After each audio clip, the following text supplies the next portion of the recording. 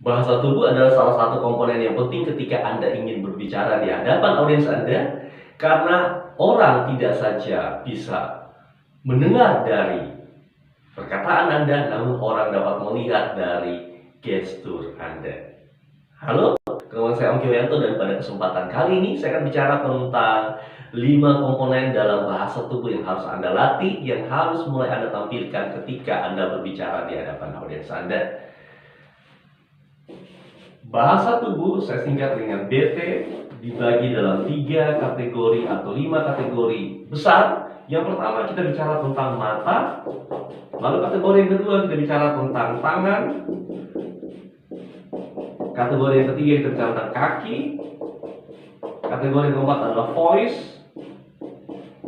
dan kategori kelima adalah basic position.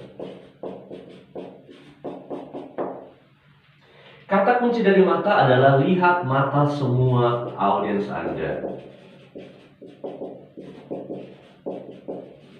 Kata kunci dari tangan adalah variasilah gerakan tangan Anda. Kata kunci dari kaki adalah berdiri dengan kokoh. Kata kunci dari voice adalah harus terdengar dengan jelas. Perhatikan satu persatu dari 5 komponen ini. Poin yang pertama, yang teman-teman dan Bapak Ibu harus pahami bahwa tidak ada yang salah dan tidak ada yang benar dalam sebuah presentasi atau public speaking. Yang ada hanyalah menarik dan tidak menarik. Dalam bahasa tubuh pun sama, tidak ada bahasa tubuh yang salah dan tidak ada bahasa tubuh yang benar. Yang ada hanyalah menarik dan tidak menarik. Lalu, apa sih mata yang tidak menarik? Mata yang tidak menarik adalah apabila Anda terlalu banyak melihat ke bawah ketika Anda berbicara dengan audiens Anda, atau terlalu banyak melihat ke atas ketika Anda berbicara dengan mereka. Jika Anda mengadakan seminar daring, maka pastikanlah bahwa Anda menatap kamera seolah-olah kamera tersebut adalah mata dari audiens Anda. Lalu poin yang berikutnya adalah mata yang tidak menarik adalah terlalu banyak membaca. Apabila Anda membawa catatan, pastikanlah bahwa catatan yang Anda bawa hanya sekedar untuk pengingat presentasi Anda dan bukannya fokus Anda ada di catatan tersebut. Dan jika Anda menggunakan materi presentasi berupa slide presentasi yang ada di layar, maka alangkah baiknya Anda melihat materi tersebut di laptop Anda yang menghadap ke Anda, bukannya Anda membaca poin demi poin yang ada di layar tersebut sehingga Anda membelakangi audiens Anda. Lalu kebalikan dari mata yang tidak menarik adalah mata yang menarik. Mata yang menarik tentu adalah Anda melihat mata audiens Anda. Namun kalau audiens Anda lebih dari 50, semisal 5.000 atau 6.000 orang, ketika Anda melihat satu persatu terlalu banyak mereka, maka perwakilan yang bisa Anda lihat. Kanan depan, kanan tengah, kanan belakang, tengah depan, tengah tengah, tengah belakang, kiri depan, kiri tengah, dan kiri belakang. Lalu yang kedua, Anda bisa lihat juga jidat mereka, dagu mereka, atau bahu mereka, karena terkadang Anda mungkin sungkan ketika menatap wajah seseorang secara terus-menerus. Jadi poin yang pertama, pastikan Anda melihat seluruh mata audiens Anda. Poin yang kedua adalah latihlah gerakan variasi tangan Anda. Tangan yang tidak menarik adalah apabila Anda membuat gerakan tangan yang monoton dari awal presentasi hingga akhir presentasi Anda. Sebuah gerakan yang sama yang terus-menerus Anda ulang menjadi sebuah hal yang tidak menarik. Yang kedua yang tidak menarik adalah memijit. Apabila Anda menggunakan gerakan atau membuat gerakan tangan seperti layaknya Anda lagi memijit sesuatu, ini juga tidak menarik. Gerakan tangan yang berikutnya tidak menarik adalah menggantung, di mana Anda tidak membuat gerakan tangan, namun tangan terus Anda gantung di depan badan Anda. Lalu yang tidak menarik adalah mengiris. Sebuah gerakan tangan yang sama yang Anda lakukan terus-menerus dengan gerakan tangan mengiris, ini juga menjadi hal yang tidak menarik. Kita pindah kepada gerakan tangan yang menarik. Yang pertama adalah tentu bervariasi. Yang kedua adalah menghitung dengan jari. Apabila Anda memiliki beberapa poin, tunjukkanlah poin tersebut, perlihatkanlah angka dari poin itu. Bapak Ibu sekalian, bagian kedua dalam bahasa tubuh adalah tangan. Bapak Ibu, ada 5 komponen dalam bahasa tubuh. Yang pertama adalah mata, yang kedua adalah tangan, yang ketiga adalah kaki, yang keempat adalah voice, dan yang kelima adalah basic position.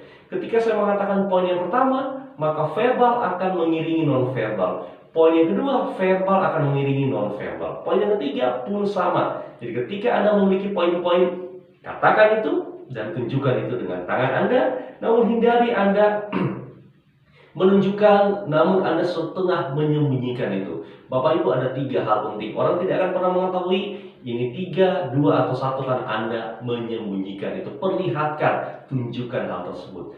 Variasi yang pertama, menghitung dengan jari. Yang kedua, cherry picking. Yang ketiga, apabila Anda punya sebuah kata yang mau Anda tekankan dalam sebuah kalimat, maka lakukan penekanan dengan verbal dan juga non-verbal. Perhatikan kata yang saya tekankan berikut ini serta non-verbal yang saya lakukan terhadap kata tersebut. Bapak Ibu sekalian, penekanan dilakukan dengan verbal dan non-verbal. Saya ulangi sekali lagi, Bapak Ibu sekalian, penekanan dilakukan dengan verbal dan non-verbal. Saya ulangi yang terakhir kali, Bapak Ibu sekalian, penekanan dilakukan dengan verbal dan non-verbal.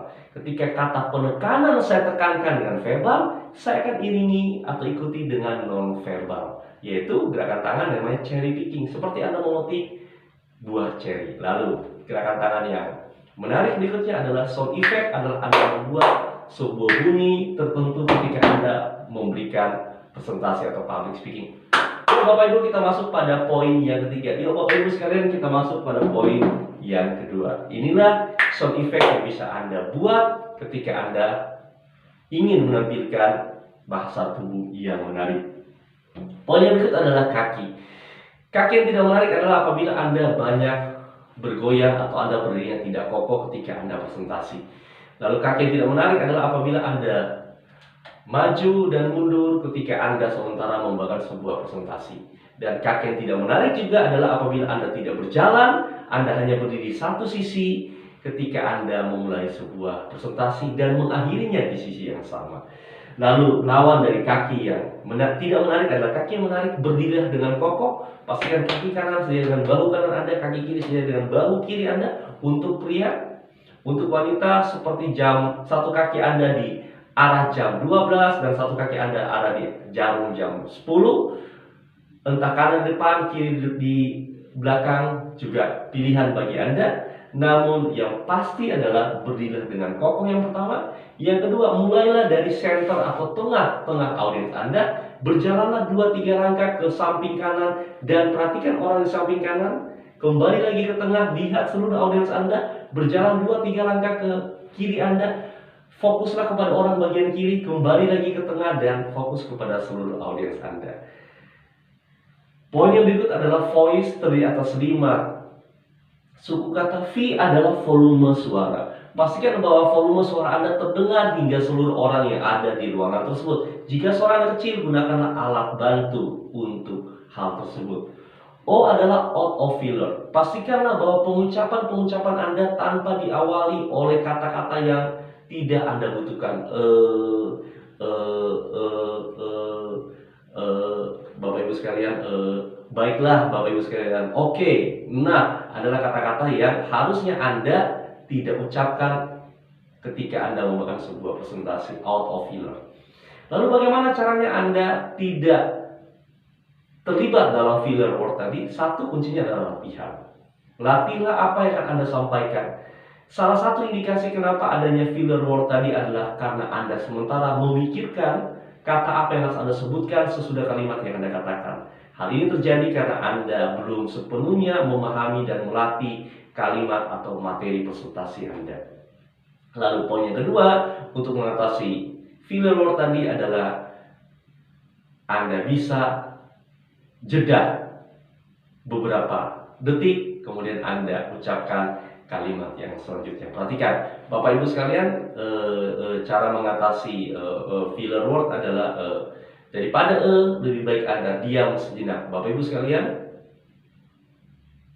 cara mengatasi filler word adalah dengan diam sejenak. Ketika Anda diam sejenak, Anda memberikan kesempatan otak Anda untuk menyusun kalimat yang akan Anda ucapkan. Karena otak kita membutuhkan waktu 6 detik untuk melakukan hal tersebut. Lalu poin yang ketiga adalah intonasi. Pastikanlah ketika Anda berbicara, intonasi Anda naik dan juga turun. Kadang-kadang Anda bicara yang sangat cepat, namun kadang-kadang Anda juga harus mulai pelankan kecepatan berbicara Anda.